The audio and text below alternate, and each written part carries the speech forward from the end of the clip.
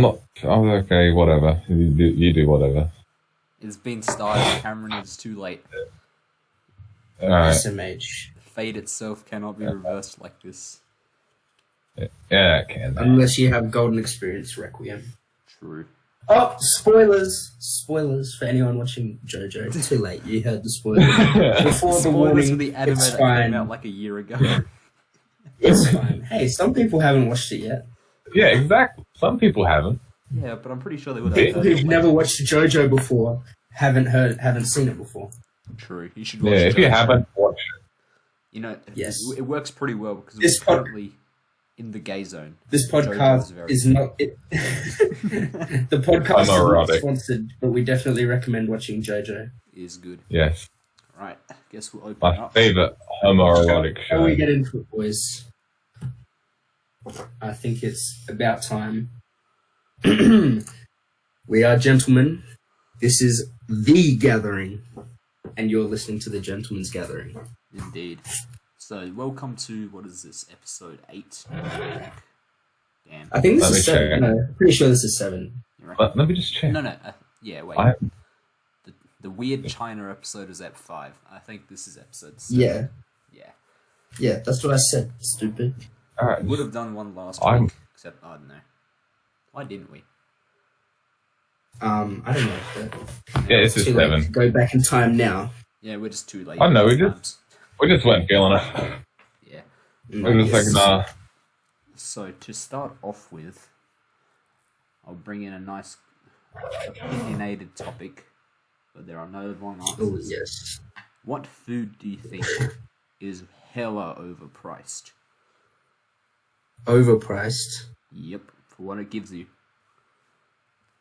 I got my Um, opinions on this. What are your opinions then? Because I'm still sort of thinking a little bit. Fucking Pringles, they're like $6 a can. Fuck off. Oh yeah, fuck that. Actually, I feel like cereal in general is really expensive for what it is. Because like the box is like 60% air. Oh yeah. Like if you look at the like if you go to buy cereal and you ever look at the price per kilogram, it's like $7 per kilogram or something like that, which is quite Yeah. a bit when you think about it. But they do like add additional things. It's Or not like just- or like 15. It's like $15 a kilogram for some things. And it's like whoa. Yeah, but they're like It's like the add same extras. price as meat. No, you're way less. Don't sell yourself up. You in total is worth $15. But, like, yeah, they add stuff to cereal. It's not just wheat bits. Like, they literally add iron and shit. Well, some of them are wheat bits. I guess. Literally, Yeah, exactly. both in name and what it is. If only someone had made a reference to that. But yeah, cereal, I'd say it's a decent price. It does last you ages, unless you're like a cereal murderer like Kajana. Me. Yeah, just fucking Okay, consume sorry. cereal. It's not my bad that I like having cereal for dinner. I don't see the problem with that, okay? The cereal is good. It is good. Whoever doesn't like cereal, I'll personally go out and murder them. That's fair. If you don't like cereal, please leave a dislike and your address in the comments. Yeah, that'll help me a lot. But It'd be even better if you leave like a kitchen knife out on the bench as well. That would I've also literally help. just gone onto the Woolworths website and done some maths. Kellogg's Crunchy Nut Corn Flakes, you know, the like honey flavored ones? oh yeah, they're expensive. Yeah. $12.70 per kilogram. I mean, come on, man. It's just fancy corn flakes. Surely it's not worth $13 a kilogram. Yeah. Like, Cornflakes. I probably sound like I'm whining a lot, but I genuinely feel like cereal is overpriced usually. Oh yeah. I mean, there's been a fucking chocolate price inflation. I'm so mad. They upped the price of the M&M thing, the 365 grams. You always $6. always fucking complaining about the M&M bucket, bro. No, the M&M one is like $10 now. It used to be like $8. Those were the golden years. Back in my day, you could buy an M&M bucket for the price of a 500-gram bag of M&M. That's you, like every second week. This is legit. This is inflation at its finest, gentlemen.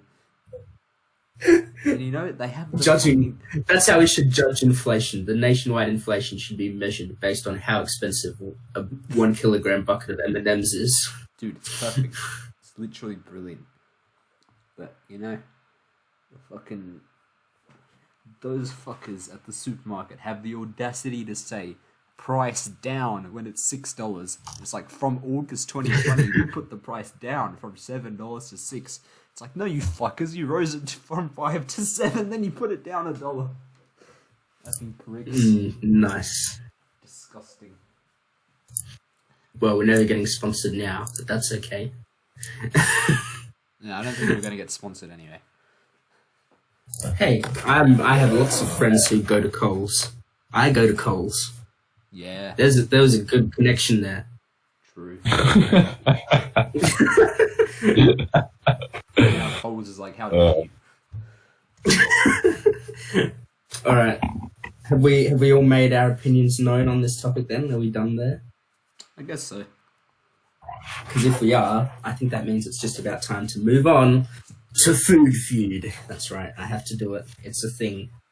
And today's food feud topic is: do you keep your sauce in the fridge or the cupboard? Depends what kind of sauce doesn't it it? is. Doesn't it literally say on the bottle to keep it in the fridge? Yes, it does. I don't know, but I mean, not everyone always follows the instructions. How do you keep your sauce? If I look at the bottle and it says keep in the fridge, I'm gonna fucking keep it in the fridge. Indeed, yeah. Right. If it doesn't, I'm still probably gonna put it in the fridge anyway because that's where all the other sauce is. True. Yeah. For me, it's just Because to be honest, yeah. I don't even care where the sauce goes. Like, sometimes I put it in the cupboard, sometimes I put it in the fridge. But, like, apparently there's a really big debate about it, and people get really upset if you do a certain one. But I just, like, alternate, basically, because I don't really care. Yeah, like, it depends what sauce it is for me. Hot sauces, cream sauces, they all go in the fridge. Tomato sauce and barbecue sauce, I really don't give a shit. That goes in the pantry or the fridge, doesn't matter. For me, mustard goes in the fridge. Don't put mustard in the pantry. In the fridge. Yeah. Okay. It doesn't seem like a kind of pantry sauce. You like creamy mustard. sauce is definitely go in the fridge. I thought sweet chili sauce in the fridge though, it like gets so thick and like hard to pour sometimes. Yeah. Yeah. That's definitely a cupboard. Indeed. Yeah, I'd call that a cupboard sauce. Right, Alrighty. That was a surprisingly all agreed thing. What about those Macca's dipping sauces you get? Do they go in the fridge or the pantry? They just go on the kitchen bench until I feel like using them. I just chuck them next to the microwave. That's pretty... That's fair. Yeah. That seems all too familiar. You just fucking get the dipping sauce and you're like, yeah. And you just toss it next to the microwave and use it later. Sometimes they give you way too much, and other times they give you way too little. KFC always gives you way too much sauce. Yeah, I know. I have to literally drown my nuggets to fucking eat them. You gotta like triple dip everything if you actually want to get through all the sauce. Ooh, yeah. You just drink it. Yes. You use it, and whatever's left, you just swig it down. Cameron, I mean, maybe for you, yeah. I wish you would put some hot sauce on your tongue and then breathe in really quickly and really... You deserve the throat burning. Why? Wow, that's a bit rude. Yeah, it is. It's I feel insulted. Drinking sauce straight. Did any of you guys make fucking sauce sandwiches when you literally just put two pieces of bread together and cover it with sauce? Yeah. I've had I've had a butter and sauce sandwich, like butter and tomato sauce in white bread. A rich boy. You know what's the thing I used to do all the time? Yeah, I know. I'm so rich I can afford Wonder White and butter. Whoa. You know, I used to do this tons.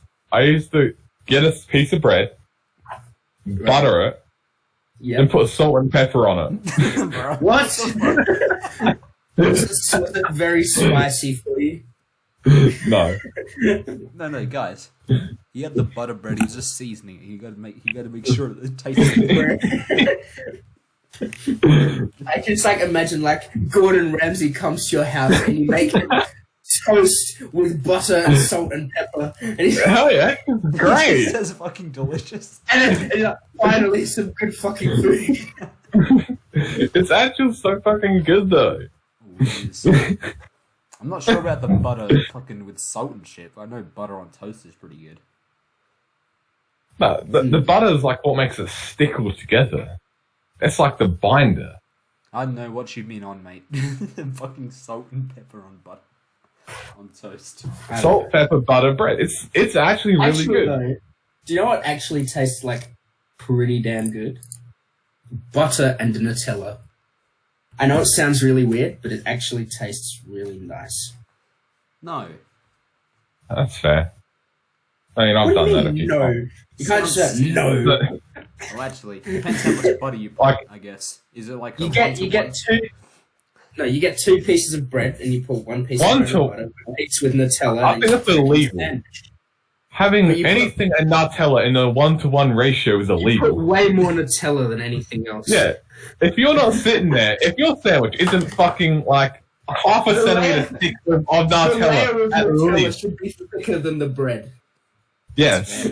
That's what I used to do. Like, if you ever saw my sandwiches in primary school, like, you could tell the difference between when Mum made my sandwich and when I made my own sandwich. Because when I made it, the Nutella was like 4 times as thick as when my mum made my sandwich. Disgusting. I used to like go away and I'd be like, no, I could use more. And I'd be like, oh, there's still some on the knife. I don't want to put it back into the can crumbs. It's like, it's like all these excuses to put more Nutella on the bread. If you're And I'd be like, driving Nutella, and I'm like, oh, I better put Nutella on the other piece of bread too. I can't just put Nutella on 1 piece of bread. Yeah, that's savagery. It's if your jar of Nutella lasts more than 3 sandwiches, there's something wrong with you. Yeah, I literally, my peanut butter jar has lasted all year. I bought a Nutella jar like 3 weeks ago and it's already finished. This is so sad. Oh, yeah. Then Kajan was like, Radio. 3 weeks. Damn, I'm getting 3 days. 3 days. I buy Nutella, and by the time I get home and take it out the shopping bag, it's already half empty. Like, it's just been absorbing, like, through the thing. You know, just into your body. Osmosis. I just get osmosis that shit. Alright, I think it's time to move on to Cameron's topic, yes? So, Alright. You boys, it's ready for another ship review. Oh, yes. Sure. alright, I I guess I am should actually enter the Lazy podcast. and can't think of an actual fucking topic. So ship review time it is. Oh, Lord. Alright, let me just get the boys. Where the boys at? Oh, damn. Alright, there you go. Ooh, 17.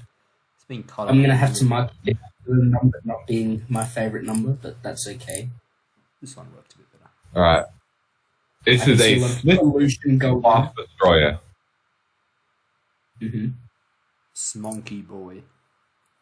They were built about 1908 to 1910. Served in World War One. Fair. They weighed less than 1,000 tons. Lightweights. Disgusting. Yeah, this is a small little destroyer. So Yeah. So much smoke, though. Compensating for something. How big were the gun? the gun, it had 5 3-inch guns. And for you nice. illiterate people, 3 inches is 76 millimeters. That's pretty big. Not really. You take into account a battleship that has up to like 16-inch guns. True. But it does have torpedoes because it is a destroyer, and most destroyers have torpedoes. The It has- second most annoying mechanic in World of Warships. Torpedoes are heaps good. I don't know what you're on about. I love torpedoes, Well, man. I'm a battleship man, so I don't like it. You sit there, you play the Eurobeat in the back of your head, and you dodge all the torpedoes. That shit's great. So it had 3 by 1, so 3 individual torpedo tubes that launched is probably a better word, 18-inch torpedoes. Impressive. Rather sizable. How is it powered? I'm seeing a lot of what appears to be smoke in that first image. Yeah, just wait a second. It was powered by smoke or steam. So it was World War One, right? So it's pretty old. Yeah, it's pretty old. Steam turbines, I think. Yeah, driven by a steam turbine. Yeah. It's pollution, but not pure pollution. A bit of steam, bit of smoke mixed together. I can see that. Indeed. Yeah, it's vibing. It's coal powered. Ah, yes. My favorite drink. Hey, hold on. Yeah. Yes. My favorite. What's the issue? My favorite drink is actually literally just encrusted diamonds. The superior form of coal. Nice. Well, coal tastes the same and it's cheaper. Bro.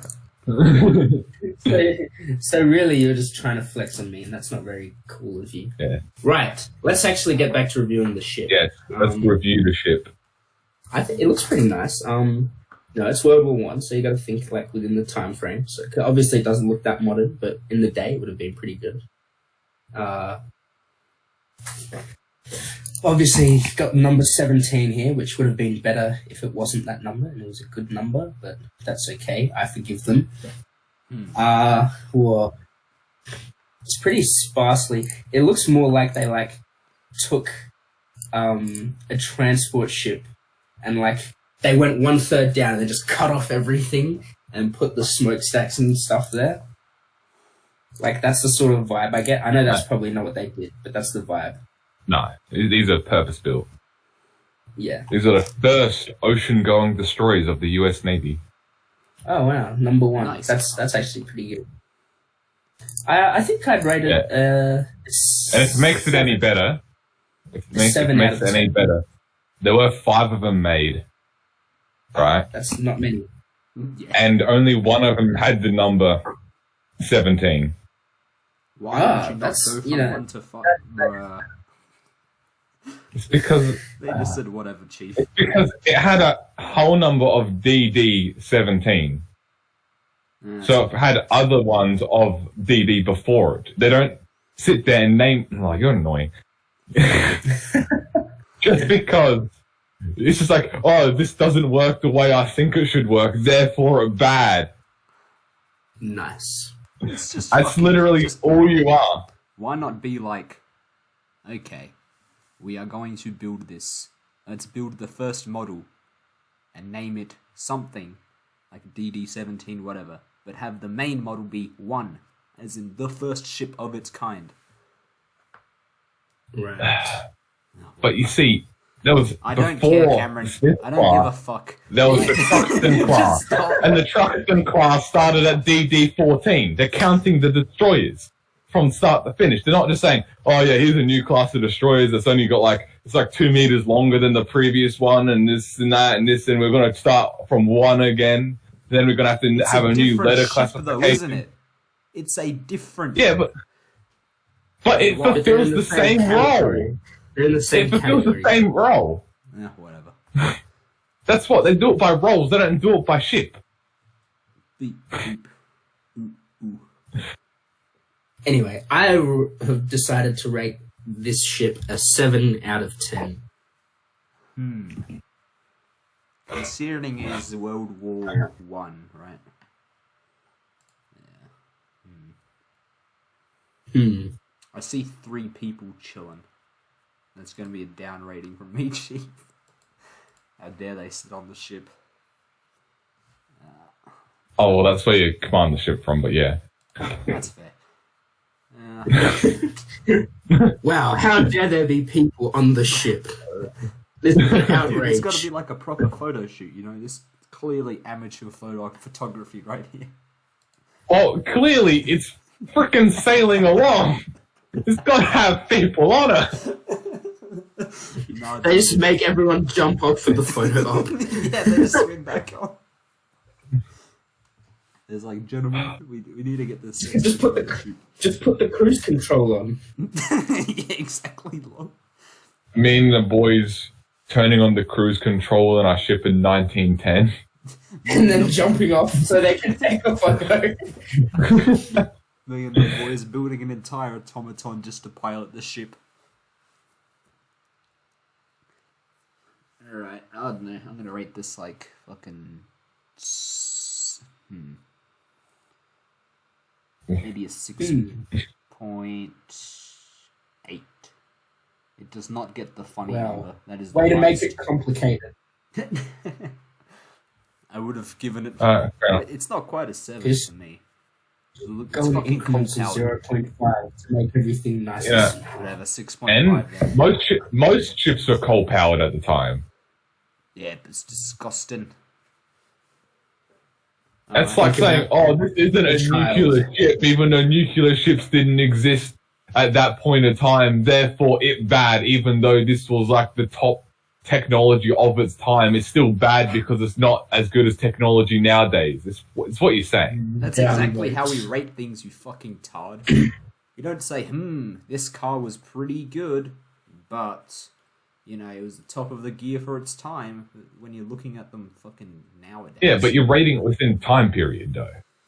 Ugh, We're not asking you how. Tiny We're not asking you, do you want to buy the ship? We're just, what do you think of the ship? Its gun is, 76 millimeters, did you say?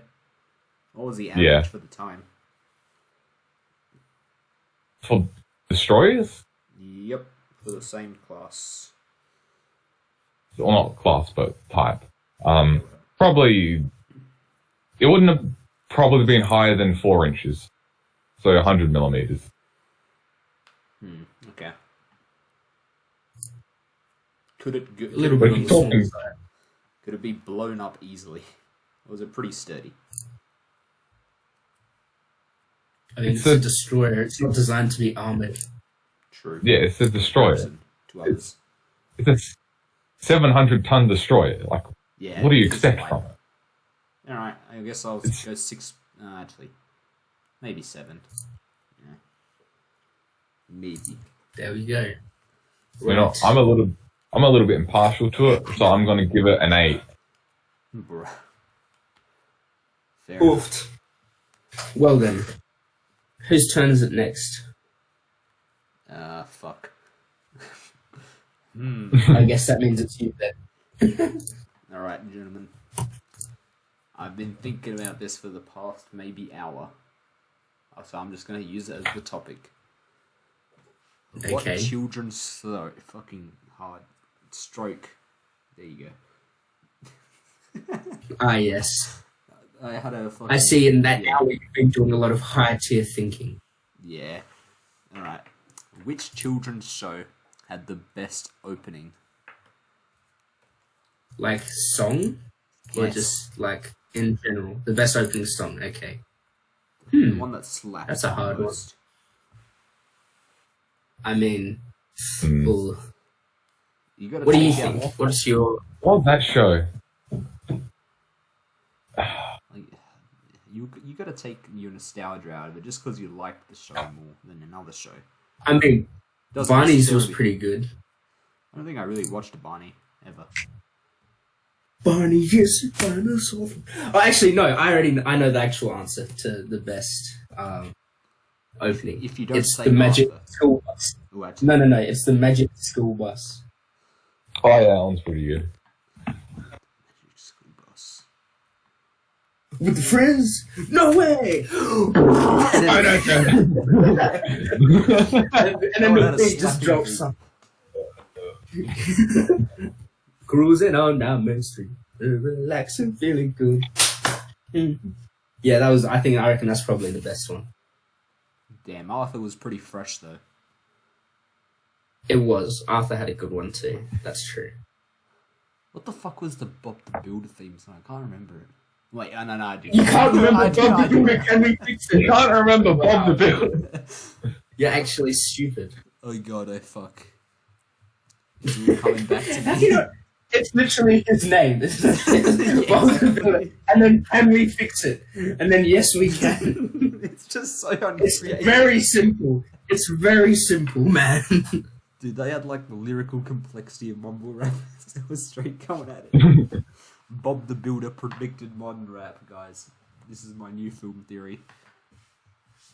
Yes. What else is there?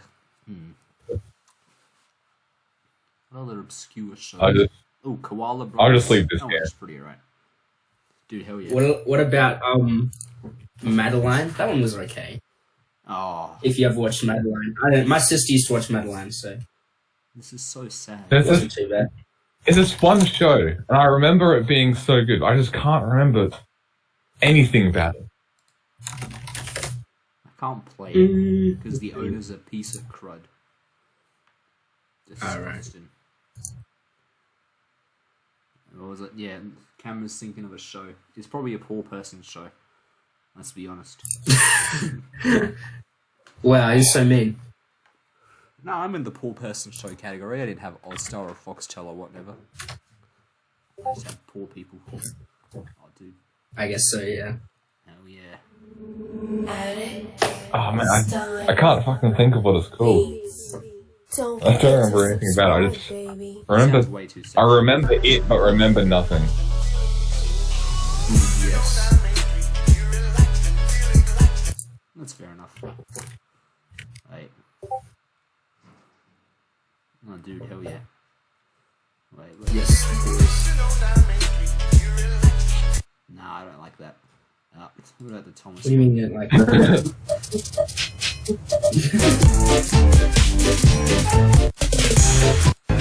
No, it's fucking gone. I can't think of it. Nah, dude, I was just vibing to Thomas. I'm just Sad.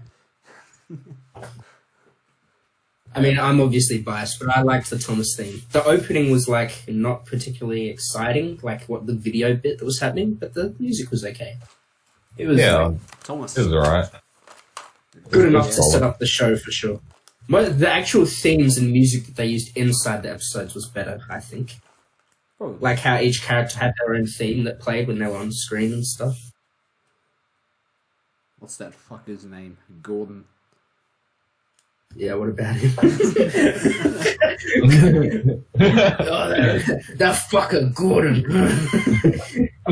What did he do? Did he slap you or something? No, I just remember him specifically. I'm pretty sure he's just a complete dick to Thomas one episode. Oh, a lot of episodes, yes. Yeah, just in general. They're all dicks to Thomas, pretty much. What was that red one? Wasn't that on James. the red one?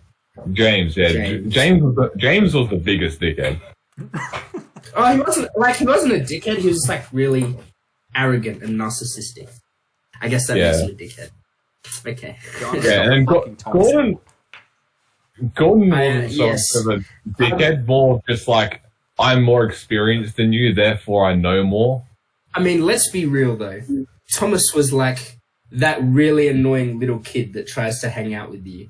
To be honest, Yeah. Thomas was like an absolute cheeky cunt in the first few seasons, and then sort of like, but then like he had character growth and he became a friendly and helpful person. A very useful engine. Development. Yes, a very useful engine. And then the people who write the show changed and everything turned to crap. But that's cool. I don't want to talk about it. I feel personally offended by the CGI era of Thomas. Yeah, we all like shitting on CGI. But that's not the problem. The animation isn't what makes it bad. It's just everything else about it. It just feels fucking watered down. Yeah. In comparison. Like, I watched some I don't know, CGI Bob the Builder. It's trash. Everyone sort of gradually started marketing towards a younger and younger audience. So like shows that used to be for like young teens and stuff, because nowadays young teens have phones and Snapchat and whatever and TikTok, so they don't watch TV as much anymore. So that demographic's gotten a lot smaller. So instead they market to like below 10 years old kids now. So they had to make the show a lot simpler, I guess, to do that. Indeed. Anyway, Yeah. does that mean it's my turn to do a topic?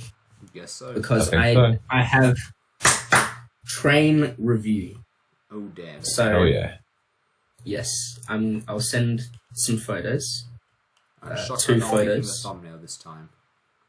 And then I have some photos with color, but I want to hear what you guys think about it before I send the ones with color first. So this is the Midland Railway's 1000 class, which is in the railway community, we usually just call them Midland compounds. They're actually 3 sort of different types of locomotive, but over time they all got upgraded to be about the same. And so they were number 1000 to 1044, and there's some passenger express locomotives. So they had a top speed of 137 kilometers an hour, which is pretty good considering that they were built from 1902 to 1909. Damn, yeah, that is as you can see, it's got a bell pair firebox, as you can see by the squared shape in front of the cab. And it was a 4/4 design, 4 leading wheels, 4 driving wheels, 0 trailing wheels with a tender. So yeah, like I said, they built 45 of them. They were actually they did pretty well. They were owned by the Midland Railway, which then became it got grouped up into the LMS, which is London, Midland and Scottish, and eventually British Rail took over everything, and they all got scrapped except one, which is in preservation, number 1000, the one that you can see there, which is why I have color pictures of it, because it still exists. So nice. I want to see how you rate it before I send the color images. What do you think? Classic to me. I like the design. Doesn't seem especially off. It's nice and smooth. You're like, yeah, that there is a classic train. The front's that's a train, all right. Yeah, it appears to be a train. The front's kinda bland. But I like the rest of it. Bland. The front. Okay. Yeah, the rest of it's pretty nice. You know, I can understand that a little bit. And the speed is appreciable. So far, I'm gonna give it a solid, maybe 8.5 out of 10. Currently. Alright. Yeah, I'll give it an 8. Alright, well, here we have some images in color, and I'll see if that makes your ratings go up at all, because I think this is a very sexy locomotive, in my opinion. That is sexy, yeah. Damn. Especially in the red look. Yeah. And I'm not in the red. sure. Red takes up half a point. I think there was some LMS versions that were in black as well, which also looked quite nice. Yeah, this does look nice. Very fresh. It's the gold that does it. Yeah, the gold. It's very clean. If it was just red, it would still stay an 8. Because it's got the gold on there, that's gone up to an 8.5. Yeah, dude, it adds a nice contrast and stuff. It's like, ooh, yeah. You see that going down the street and you'd be like, damn. Except it wouldn't be going down the street. Fresh. You're still walking down the street and there's a train parked there. It's like the one example of it that exists in the world is like, yes, that looks nice. A good train. And then after they became part of the LMS, they all got repainted black, which made them very boring. But still a pretty nice design. Got some nice curves on the splashes there, as you can see, which are the little bits. The wheel arches. They're called splashes, but they're basically wheel arches on the side. Yeah. Understandable. Yeah, I'd rate there you go. Like a solid, almost 9. It's not quite 9, but you can basically round up. Thank you. And the black one, the black one seems kind of bland. It is pretty bland. I'll agree with you there. Yeah, the black and white ones, pictures, 8. The black one, an 8, but the red one's an 8.5. Indeed. Thank you much, Lee. Looks so good. It does. It looks classic. Fresh. Well, I do believe that's all of my topics for today. And I guess that concludes the podcast. If you made it through the mini, which you're more likely to do, I guess, but still... Yeah, this is a short one. I mean, we still went off on a lot of tangents, but... yeah, no, well. It's not ridiculously long. Especially about ship numbering. No, that was you. That was you going on a tangent. Well, I mean, you brought it up, though. We just answered. You brought it up. And then you're like, complaining about it, and then he explained it. And then you pulled up. Yeah, and then you're like, I feel like you're partially to blame. What do you mean, well, actually? You're saying something stupid and I'm correcting you. How is that well, actually? That is well, actually. It's called correcting you, Daniel. I mean, it's not like you made a tiny mistake. Cameron was all pedantic. It was like, you asked a question. That's fair. Right, I guess that concludes that, and we might do one next week. I don't know. We'll have to see. Perhaps. Right. See ya, everyone.